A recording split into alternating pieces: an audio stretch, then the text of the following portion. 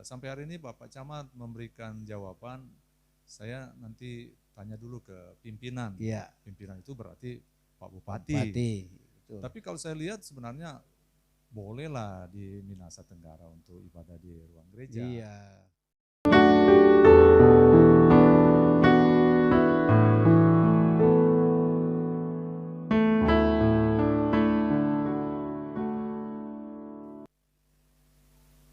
Haleluya, puji Tuhan.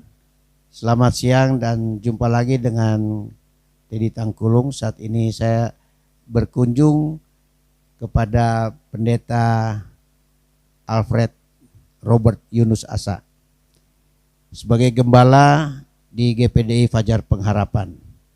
Tentunya pada siang hari ini saya ingin bincang-bincang dengan kondisi keadaan sekarang, tentunya tidak jauh meliput dari dalam pelayanan pekerjaan Tuhan. Ya.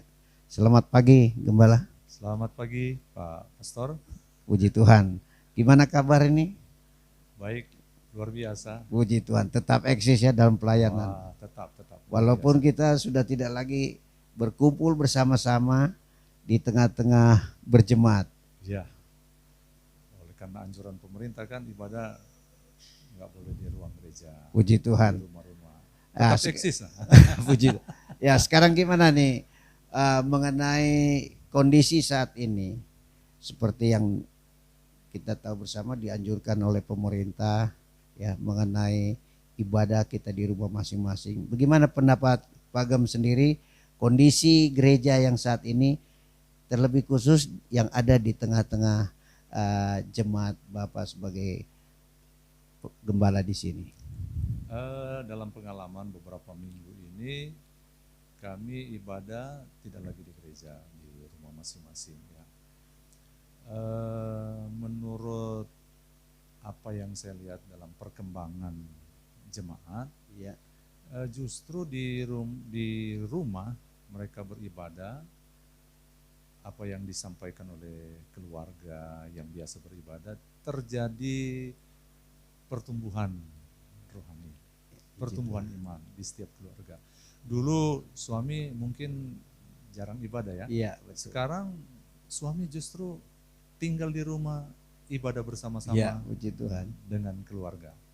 Baru-baru ini kita pelayanan perjamuan, Ya, saya minta semua kepala rumah tangga harus jadi imam untuk melayani keluarga dengan perjamuan roti dan air anggur. Ya, Dan saya tuntun melalui siaran langsung. Puji Tuhan, ternyata kepala-kepala rumah tangga dengan penuh keberanian mau melayani Tuhan untuk tugas tersebut. iya, puji Tuhan. Berarti di kondisi ini kita lihat ada nilai positifnya ya, tentang aturan ini, tentang aturan pemerintah untuk kita tidak beribadah bersama-sama. Di sisi yang lain memang nilai positifnya seperti yang saya katakan Iya, tadi. betul. Tapi di sisi yang lain juga kerinduan jemaat untuk ibadah itu Berkumpul. sekarang kayaknya nggak bisa dibendung lagi. Oh, Contoh hari Minggu kemarin tanggal Iya. 3 di gereja itu banyak yang datang ibadah. mengikuti perjamuan suci Perjamuan ya. di gereja. Oh, Nah, saya tanya kenapa datang di gereja?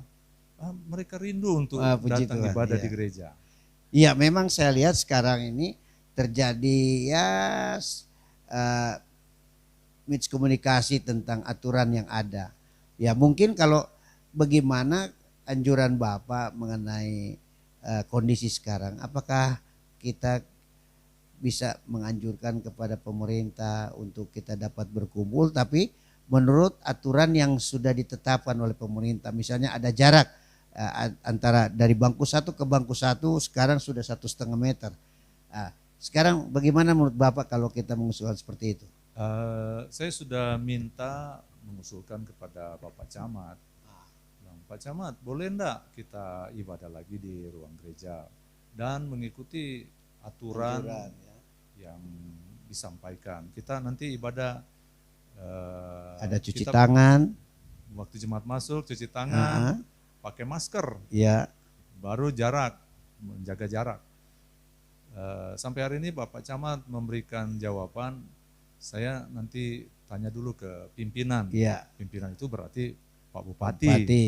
Betul. Tapi kalau saya lihat sebenarnya bolehlah di Minahasa Tenggara untuk ibadah di ruang gereja. Iya. Karena kan di Sulut belum ada PSBB. Iya, betul, betul. Tapi tetap kita harus menjaga jarak antara satu dengan yang lain. Kemudian kalaupun itu diizinkan, nah kita minta kepada jemaat yang lagi sakit, Iya, bukan puji berarti Tuhan. kita tolak untuk datang beribadah, tapi karena situasi kondisi ini maka dibatasi dulu yang sakit, kalau boleh jangan datang Iya, ibadah puji Tuhan. bersama-sama. Iya. Seperti itu. Iya, memang saya lihat begini.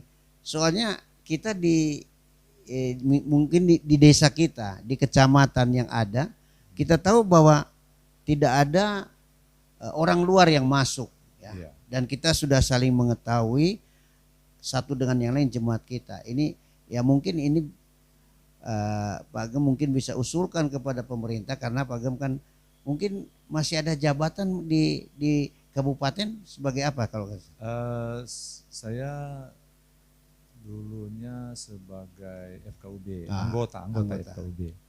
Tapi sekarang kan lagi corona, jadi kita nggak ada kegiatan lagi. Iya. Pertemuan. Tapi kan setidaknya Pak Agem kan sudah ada hubungan emosional dengan Bupati Minahasa Tenggara Bapak James Menap. Kira-kira bisa nggak melalui chatting ya untuk memberikan saran atau supaya kita juga bisa dapat berkumpul sesuai aturan anjuran pemerintah. Bagaimana menurut Bapak?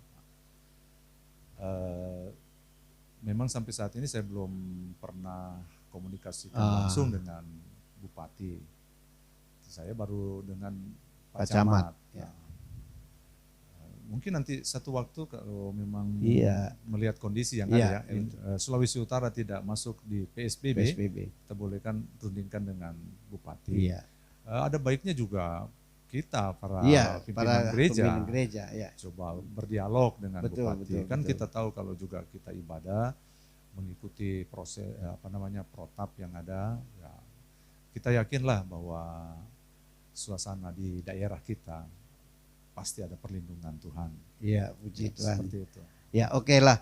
Saat ini saya ingin mendengar saran, pandangan dari Pak Agem sendiri mengenai pelayanan kita baik di jemaat maupun di wilayah yang ada di wilayah Bapak ini. Wilayah berapa ya?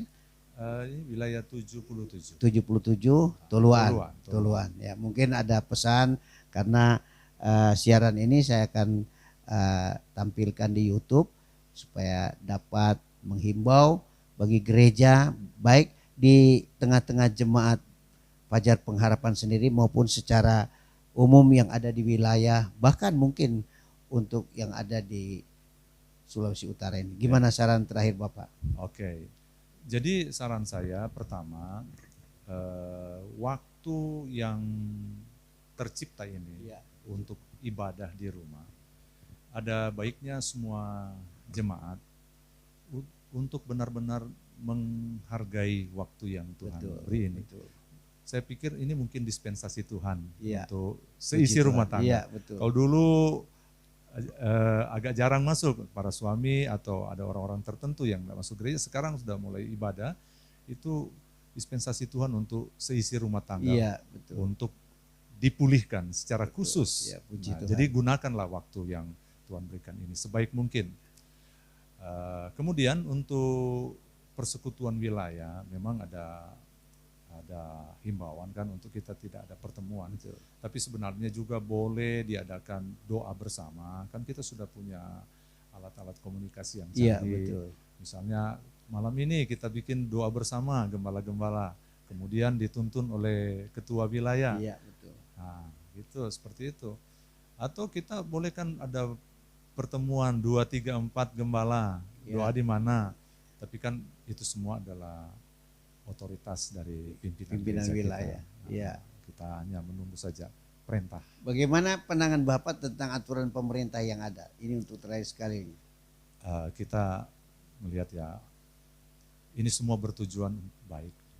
Untuk mencegah penularan virus corona. Nah, kalau begitu ya kita sepakat saja dan turut mendoakan. Dan setiap hari pagi, sore, kita malam mendoakan pemerintah pusat sampai ke desa-desa, mendoakan supaya mereka juga yang terlibat untuk penanganan COVID-19 ini diberi kemampuan, kekuatan, diberi perlindungan dari Tuhan.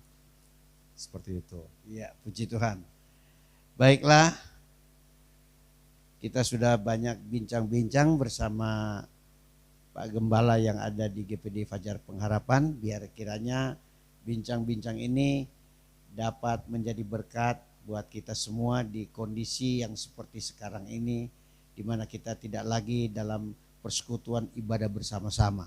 Tentunya bincang-bincang pada saat ini kita mengambil hikmahnya, apa yang baik, yang untuk menunjang bagaimana pengiringan kita kepada Tuhan, biar itu semua menjadi berkat di tengah-tengah kehidupan kita. Inilah bincang-bincang kami, dan sekali lagi saya sampaikan banyak terima kasih Pak Gem. Tuhan Yesus memberkati. Shalom, Tuhan Yesus memberkati.